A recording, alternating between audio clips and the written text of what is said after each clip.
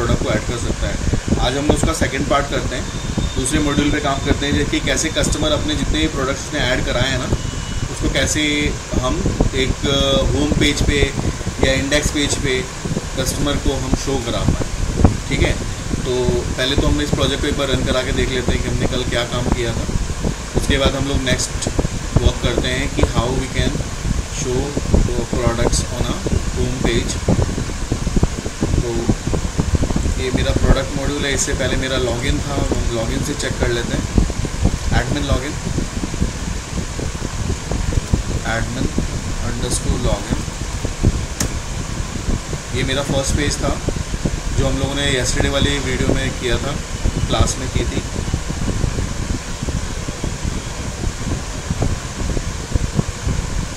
और इसके साथ साथ कुछ हमें और इमेजेस वगैरह भी चाहिए होंगे, उसको भी हम डाउनलोड कर लेंगे क्योंकि जब हम लोग डेटा लिस्ट, आज हम लोग काम करने जा रहे हैं डेटा लिस्ट पे। तो डेटा लिस्ट को बनाने के लिए मुझे कुछ कंट्रोल्स, कुछ इमेजेस भी चाहिए, कुछ प्रोडक्ट भी चाहिए जो डेटाबेस में ऑलरेडी हमारे पास होने चाहिए। अब जैसे मैं लॉगिन करके आ गया, अभी होम पेज पे आ गया, यहाँ पे प्रोडक्ट पे क्लिक करता हूँ तो मेरा ये प्रोडक्ट मास्टर का पेज ओपन हो गया। यहाँ से मैं कोई भी प्रोडक्ट को ओपन कर सकता हूँ। जैसे कि मैंने प्रोडक्ट नंबर 1 को मेरे पास डेटाबेस में अगर है तो मैं उसको फाइंड कर सकता हूँ, अगर वो नहीं है तो नहीं मिलेगा। प्रोडक्ट है ही नहीं, प्रोडक्ट मुझे एक सेव करना होगा, तो मैंने एक प्रोडक्ट को मोबाइल जिसका 10.80 है, परचेज रेट मैंने ये ले लिया, और उस फ़ोन को ये इमेज अगर मैंने की भी है तो ये नाम से है, और मैंने कुछ कमेंट डाल दिया और यहाँ से ऐड पे क्लिक किया तो ये मेरे पास ये प्रोडक्ट ऐड हो गया डेटाबेस में, राइट। और इसी तरह से मैं एक और प्रोडक्ट ऐड करा देता हूँ।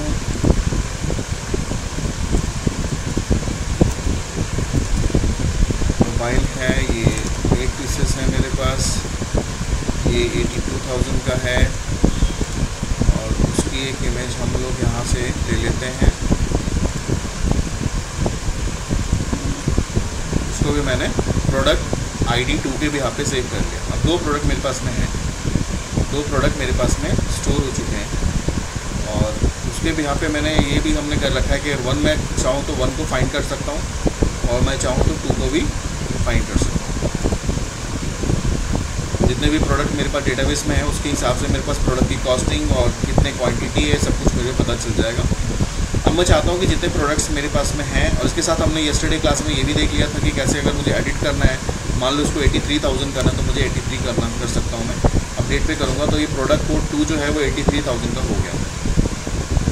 अगर डेटाबेस में भी अगर आप चेक करोगे तो ये चेंज हो गया, नहीं अपडेट की कोडिंग में हो चुकी थी और डिलीट भी हमने कर लिया था कि अगर मैं किसी प्रोडक्ट को यहाँ से मैं डिलीट पे क्लिक करूँगा तो ये डिलीट हो गया, और यहाँ पे इस तरह से हमने शो कराया था कि अब यहाँ पे नो इमेज आ रहा है।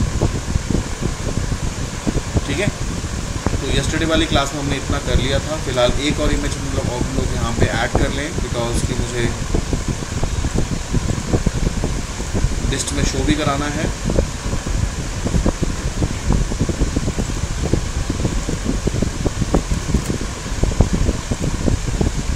और मेरे पास में 2 इमेजेस आ गए।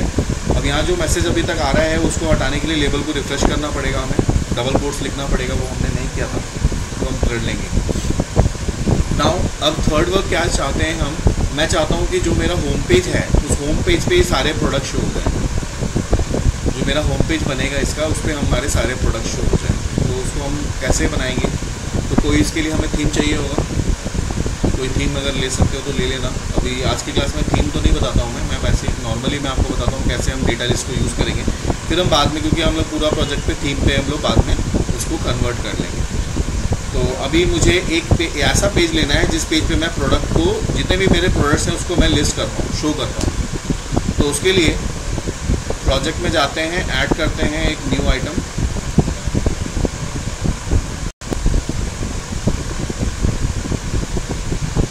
वेब फॉर्म है मेरे पास, और यहाँ पे मैंने ले लिया home.aspx के नाम से एक पेज ले लिया हमने।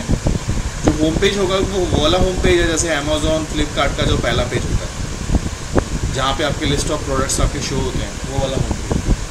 तो बाद में हम कोई भी हम यहाँ पे थीम डाल सकते हैं ना HTML का, उसके साथ भी हम लोग कर सकते हैं। तो नॉर्मली आपको पता ही होगा। जस्ट हम लोग मेन हम लोग बैकएंड का ऑपरेशन देख रहे हैं कैसे हम उसको करेंगे। तो उसके लिए हम लोग फ़िलहाल एक टेबल ले लेते हैं यहाँ पे, ताकि हम टेबल के अंदर में उसको हम लोग ग्रिड जो डेटा लिस्ट है उसको हम प्रॉपर यहाँ पे शो कर पाएँ। तो इस पेज पे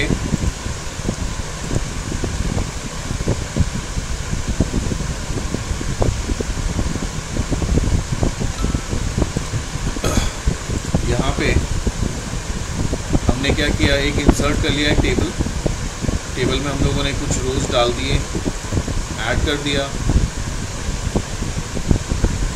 इसको सेलेक्ट करते हैं और इसको हम लोग रीसाइज करते हैं। रीसाइज करने के बाद इसको हम लोग सेंटर अलाइन कर देते हैं। मैं चाहता हूँ कुछ लिस्ट ऑफ प्रोडक्ट्स मेरे यहाँ पे शो कर जाएँ, उसके लिए मैंने इसको बनाया। तो यहाँ पे मैंने सेकंड वाला जो रो है उसको हम लोग यहाँ से मॉडिफाई करते हैं, मर्ज कर लेते हैं और इसको सेंटर में करते हैं। और यहाँ पे मैं एक कंट्रोल लेने जा रहा हूँ, उसका नाम है डेटा लिस्ट।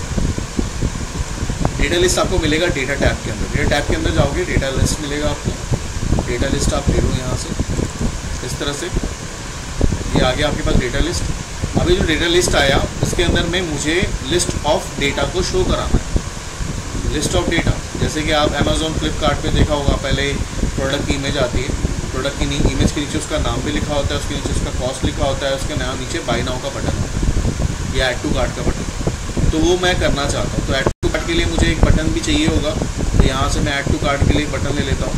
यहाँ पे ऐड टू कार्ट इमेज, ठीक है। बहुत सारे बटन्स आपको मिल जाएंगे ऐड टू कार्ट के, बहुत सारे पेड्स भी होते हैं और फ्री भी होते हैं। तो मुझे फ्री वाला चाहिए, मुझे पेड वाला नहीं चाहिए।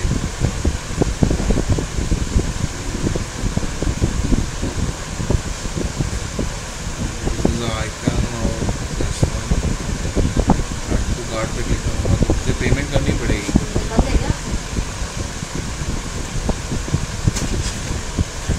ऐड टू कार्ट पे क्लिक करोगे तो यहाँ पे तुम्हें बटन्स ऐड करने पड़ेंगे। यहाँ पे इमेजेस आप ले लो, add to cart image button, ठीक है। जस्ट आपको यहाँ पे इमेज पे क्लिक करो तो आपको इमेज का बटन मिल जाए, ऐड टू कार्ट वाला। देखो ये सारे बटन्स हैं। और कभी अगर आप PNG फाइल अगर आप फाइंड आउट कर लोगे तो आपके लिए ईजी रहेगा। PNG इसका बैकग्राउंड हाइड रहता है, नहीं तो आपको थोड़ी सी मेहनत करनी पड़ेगी, वहाँ से लेकर आना पड़ेगा। तो यहाँ पे सेव एज करते हैं इसको, और इसको हम लोग ले लेते हैं। जैसे हम लोगों ने ले लिया बटन BTN, है ना, BTN और .png, JPG में भी रहेगा तो कोई दिक्कत नहीं है, JP कॉस्मोस में खुलेगा ना, तो उसको हम PNG ले लेते हैं, ठीक है। डेस्कटॉप पे हमने सेव कर दिया इसको, ठीक। अब क्या करेंगे, सबसे पहले जो भी प्रोजेक्ट आप डेवलप करते हो सबसे पहले आपको रिसोर्सेज कलेक्ट करने होंगे। तो ये मेरा रिसोर्स है, तो रिसोर्सेज आप कलेक्ट कर रहे हो। यहाँ से आपने इसको कट किया, कट नहीं करते हैं, बाद में भी यूज़ आ सकता है मेरे। तो मैं इसको यहाँ से कॉपी कर रहा हूँ। कॉपी करने के बाद अपने विजुअल स्टूडियो में जाते हैं, हम लोग सोल्यूशन पे जाते हैं। यहाँ पे आपके पास जो प्रोडक्ट इमेज आ रहा है उसी के अंदर हम लोग इस बटन को भी पेस्ट करते हैं। ये BTN PNG के नाम से मेरा बटन आ गया। नाउ अब मुझे इसको डेटा लिस्ट को बनाना है। How we can create a data list, right. तो सबसे पहले हमने क्या किया, डेटा में गया, डेटा लिस्ट ले लिया। बहुत ही ईजी है, मतलब आप एक बार अगर आप ढंग से बना लोगे ना, आप कहोगे तो कुछ है ही नहीं। तो ये लेने के बाद यहाँ पे देखो कोने पे आप जो बटन दिख रहा है उसको स्मार्ट बटन कहते हैं। इस पर क्लिक करो। क्लिक करने के बाद आपके पास दो ऑप्शन आएंगे। अगर आपको चाहो तो मॉडिफाई भी कर सकते हो, क्योंकि आपको जाना है यहाँ पे किस पे, एडिट टेम्पलेट। एडिट टेम्पलेट पे जाना है। एडिट टेम्पलेट पे जाना है। एडिट टेम्पलेट पे जाने के बाद ना यहाँ पे क्या करना है कि एडिट टेम्पलेट पे जाने के बाद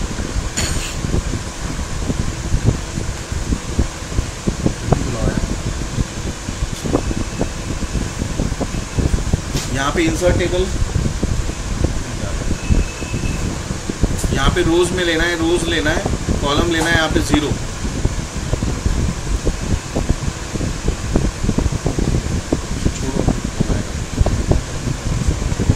तो यहाँ पे रोज ले लिया आपने अपने 4 रोज ले लिए और एक कॉलम ले लिया। कॉलम मतलब एक कॉलम और 4 रोज आ गए तुम्हारे पास। यहाँ से आपने ओके कर लिया, ये आ गया तुम्हारे पास। आधे घंटे जब अर्जेंट है तो बोलो। फिर यहाँ पे आपको क्या करना है, एक इमेज लेना है आपने। यहाँ पे टूल्स में जाओगे, टूल्स में जाने के बाद स्टैंडर्ड में जाओगे, यहाँ पे आपको इमेज एक लेनी है। एक इमेज ले लो पहले, क्योंकि आपको इमेज को आपको सेट करना है। और इमेज की प्रॉपर्टी आप यहाँ पे जाके प्रॉपर्टीज़ में सेट कर दो। यहाँ प्रॉपर्टीज़ में जाओ, इमेज की प्रॉपर्टी, क्योंकि आप कितना बड़ा इमेज शो करना चाहते हो वो डिपेंड करता है। तो आपने यहाँ पे 200 कर दिया, 200। आप चाहते हो ज़्यादा करना चाहते हो और ज़्यादा कर लो, 200/200 कर लिया, ठीक है। इसके बाद हम लोग इससे पहले जैसे मान लो कोई हम थीम यूज़ करेंगे तो CSS वगैरह डाल देंगे, उसकी क्लास डाल देंगे, तो उसके भी काम हो सकता है। अब मैं चाहता हूँ कि ये वाला जो इमेज है ना, वो मेरे डेटाबेस के साथ उस प्रॉपर्टी के साथ बाइंड हो जाए। वो कैसे होगा? तो उसके करने के लिए हमें यहाँ पे जाके पहले तो अपने टेबल, जो हमने टेबल यस्टरडे बनाया था, उसका जो कॉलम था इमेज पाथ, उसको बाइंड कर देंगे। तो उसके कॉलम के नेम को मैंने यहाँ कॉपी कर लिया। कॉपी करने के बाद ये चले गए, यहाँ पे कोने पे स्मार्ट बटन दिख रहा है, किसके? इमेज के। इमेज की प्रॉपर्टी में इमेज के स्मार्ट बटन पे जाना है, ना कि आपके डेटाबेस में जाना है, ध्यान रखना। यहाँ पे जाना है एडिट बाइंडिंग पे, और नीचे तो कोई इमेज URL लिखा हुआ है, यहाँ पे आपको लिखना है बाइंड, B कैपिटल होना चाहिए, ध्यान रखना, या eval, दोनों में से कोई भी प्रॉपर्टी यूज़ कर सकते हो, या तो eval या बाइंड। और यहाँ डबल कोट्स के अंदर इसको आप पेस्ट कर दोगे इस तरह से, ठीक है। डबल कोट्स में पेस्ट करो, सेम कॉलम को मैंने डाल दिया। क्या हो गया? डेटाबेस के इस प्रॉपर्टी के साथ बाइंड हो गया, जिसकी एक eval की जो बाइंड की प्रॉपर्टी होगी वो ऑटोमेटिकली देखो यहाँ पे आ गई हमारे सोर्स में। इमेज को URL को हमने बाइंड कर दिया, इसके डेटाबेस की HTML की कोडिंग है, ठीक है। उसके बाद नीचे मुझे चाहिए क्या? उसका नाम, किसका? प्रोडक्ट का नेम चाहिए। तो प्रोडक्ट के नेम के लिए अगर चाहते हो कि आप नेम लिखा हुआ साथ में आए तो नेम लिख सकते हैं, कोलन। अब यहाँ पे मैं यहाँ पे लेबल ले लेता हूँ, यहाँ पे एक लेबल ले लेता हूँ मैं, और इस लेबल को भी मैं क्या करूँगा? उसके कॉलम के साथ बाइंड करना होगा। तो लेबल का नाम लेना होगा ना उसका, जो बैकएंड में हमारे कॉलम का नाम है, इसका नाम है p नेम। तो p नेम को मैंने क्या किया? इसके साथ मैंने बाइंड कर दिया। तो इसके साथ जाएंगे और यहाँ पे एडिट बाइंडिंग में जाएंगे और इसको टेक्स्ट के साथ बाइंड करेंगे, है ना। तो यहाँ लिखेंगे बाइंड, डबल कोट्स के अंदर में हम इसको पेस्ट कर देंगे। ये आपका p नेम क्या होगा? उसको अपने कॉलम के साथ में बाइंड हो जाएगा, ठीक। उसके बाद आपको क्या चाहिए? कॉस्ट। हमने कॉस्ट लिखा, कोलन, और कॉस्ट में लेबल में कॉस्ट चाहिए मुझे, या फिर अगेन लेबल ले लेंगे, फिर अगेन लेबल को बाइंड करेंगे, और इसको हम लोग फिर क्या लिखेंगे? लिखेंगे बाइंड या eval, डबल कोट्स के अंदर में क्या लिखेंगे? उसका नाम p कॉस्ट। चेक कर लेते हैं एक बार, यही होना चाहिए जो बैकएंड में भी हो। यस, p कॉस्ट, ठीक है। प्रोडक्ट कॉस्ट आ गया, ओके, बाइंड कर दो। अब मुझे इसके अलावा कुछ नहीं चाहिए, मुझे चाहिए बटन। अब बैकएंड के कॉलम मेरे मतलब सफिशिएंट हो चुका है, अब मुझे कॉलम चाहिए बटन। तो यहाँ से जाएंगे, इमेज बटन लेंगे, क्योंकि हमने एक इमेज डाउनलोड किया हुआ है। और इमेज बटन का साइज़ आप चाहो तो यहाँ से फिक्स कर सकते हो। इमेज बटन ले लो। इमेज बटन को आप चाहते हो कि जो इमेज बटन आपने लिए उसको उसमें इमेज कौन सी आनी चाहिए, तो इसके लिए प्रॉपर्टी में जाओगे, इमेज URL, तो इमेज बटन का इमेज URL हम किस में है? मेरे पास में प्रोडक्ट में BTN इमेज को ले लिया। अब इसका साइज़ ज़्यादा है तो मैं साइज़ कम कर सकता हूँ, है ना। कैसे कर सकते हैं? प्रॉपर्टीज़ में जाके, या फिर आप यहाँ से भी कर सकते हो। जैसे ही आप उसको छोटा करोगे ऑटोमेटिकली उसका साइज़ सेट हो जाएगा। I want to take a button like this, ले लिया। यहाँ तक आपका काम हो गया। होने के बाद आपने इसके यहाँ से बाहर निकलना। और इसके अलावा भी आपको लगता है कुछ प्रॉपर्टीज़ आपको डिक्लेयर करनी है, लाइक उसका चाहिए, उसका क्वांटिटी भी चाहिए वगैरह, तो आप उसको ऐड कर सकते हो। मुझे इसके अलावा कुछ नहीं चाहिए, तो मैं यहाँ से जाऊँगा, क्लिक करेंगे और जाएंगे एंड टेम्पलेट। एंड में चले गए। एंड होने के बाद ये पूरा का पूरा हॉरिजॉन्टली दिख रहा है। अब आप इस पर जाओ प्रॉपर्टीज़ बिल्डर में, और यहाँ जाके इसको वर्टिकल कर दो। हॉरिजॉन्टल दिखाना चाहते हो, हॉरिजॉन्टल कर दो। और आप चाहते हो कि एक रो में 3 प्रोडक्ट शो करे, तो यहाँ पे 3 कर दो। आप चाहते हो एक रो में 2 प्रोडक्ट शो करे, आप 2 कर दो, ठीक है। तो ये हॉरिजॉन्टली आपके 2-2 प्रोडक्ट्स एक रो के अंदर में शो करता चला जाएगा, जितने भी प्रोडक्ट आपके बैक एंड में है। अप्लाई करो, ओके कर दो, देखो आ गया तीन प्रोडक्ट, तीन करके इस तरह से शो करता है। ये तो हो गया मेरी डिजाइनिंग। अब हम इसे, मुझे लोड भी तो कराना है डेटा इसके अंदर है, तो लोड डेटा की कोडिंग करेंगे जो हम लोग पहले ग्रिड व्यू में करते थे, सेम वही हो जाएगी। तो फिर हम जाएंगे इसके कोड पे, हम डबल क्लिक करते हैं, पेज का लोड इवेंट ओपन होता है, मुझे कनेक्शन करनी है।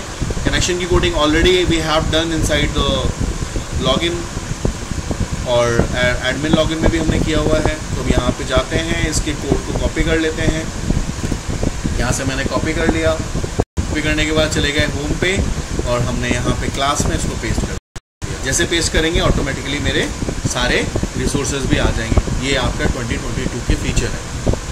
नेम स्पेसेस जो चाहिए थे ऑटोमेटिकली उसके ऊपर आ गए, राइट। अब आपको क्या करना है, लोड डेटा की कोडिंग करनी है। आपको लिखना है लोड में आप चाहती है आपके जो प्रोडक्ट हैं वो किस में लोड हो जाए, डेटा लिस्ट के अंदर में। तो आपने यहाँ पे स्ट्रिंग लेना है और यहाँ पे आपको स्टार मतलब ऑल फ्रॉम टेबल का नाम क्या है, this is product underscore master, ठीक है। और आपको यहाँ पे क्या किसकी जरूरत है, एसक्यूएल डेटा एडिटर की, एडाप्टर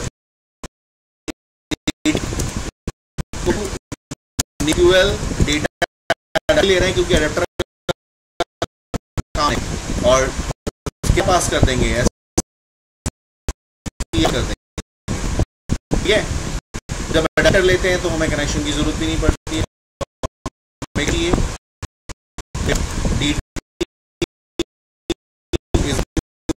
क्या करेंगे, वैल्यू को हम लोग फिल कराएंगे और यहाँ लिखेंगे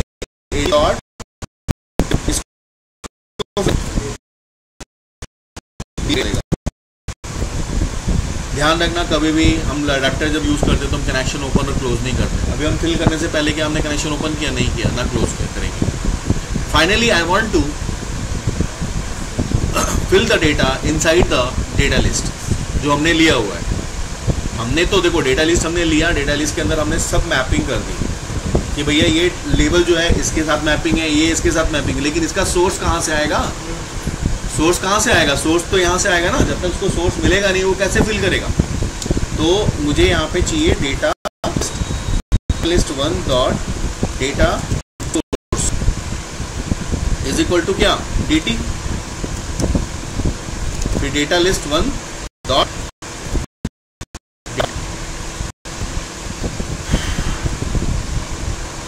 डेटा लिस्ट 1 डॉट डेटा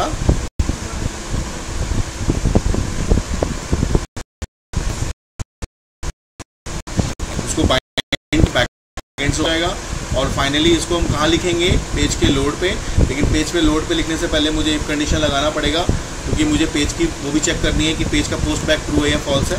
तो अगर ये फॉल्स है यानी पहली बार पेज आता है तो मैं चाहता हूँ कि मेरी वैल्यू जो है वो लोड हो जाए पहली बार, यानी कि बार बार रिपीटेड ना हो। इसलिए अगर आप पोस्ट बैक प्रॉपर्टी नहीं लगाते हो तो क्या होगा, ऑलरेडी पहले फिल है, फिर से तुमने सपोज कर लो दूसरे बटन पे क्लिक कर दिया, वापस फिर से लोड होगा। क्योंकि एवरी टाइम तुम्हारा क्या होता है, सर्वर तुम्हारे पेज को क्या करता है, रिफ्रेश करता है और तुम्हारे डेटा को लोड करता है। तो बार बार रिपीट करेगा तो रिप्लिकेशन ऑफ डेटा हो जाएगा, तो प्रॉब्लम है, इस वजह से ऐसा।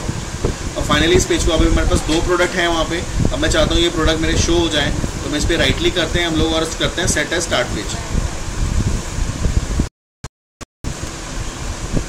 देखो कितना इजी था इसमें कुछ।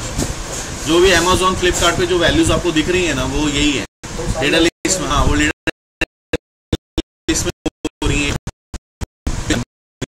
तो अब इसी को आप उठा के थीम में डाल दो और उसको थीम बनाया, थीम उठाओ डाल दो उसमें। जो जहाँ पे वो डिव है, डिव के अंदर में तुम वो लेवल ले लो और फिर उसके साथ को बाइंड कर दो, तो जो वहाँ पे होंगे वो वहाँ होगा नहीं।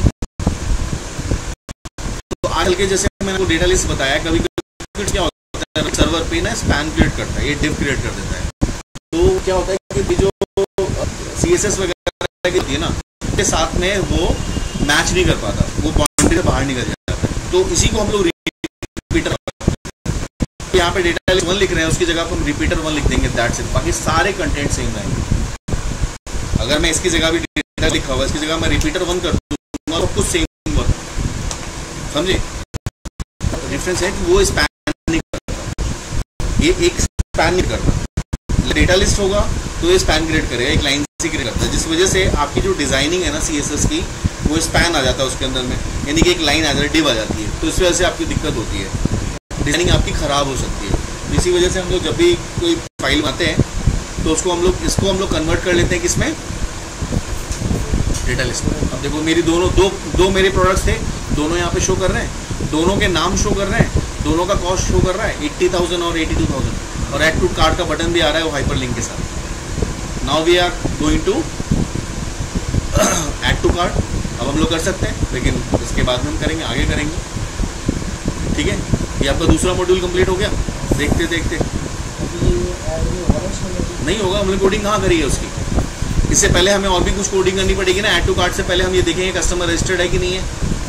अब 2 चीज़ें आती हैं। अब एक, अगर मेरा इस पे क्लिक करता है तो प्रोडक्ट की डिटेल दिखे, जब इस पर क्लिक करता है तो एक प्रोडक्ट का पेज खुले जहाँ पे ये वाला प्रोडक्ट मेरा शो हो जाए, उसकी पूरी फुल डिस्क्रिप्शन आ जाए, वहाँ पे भी ऐड टू कार्ट का बटन आ जाए।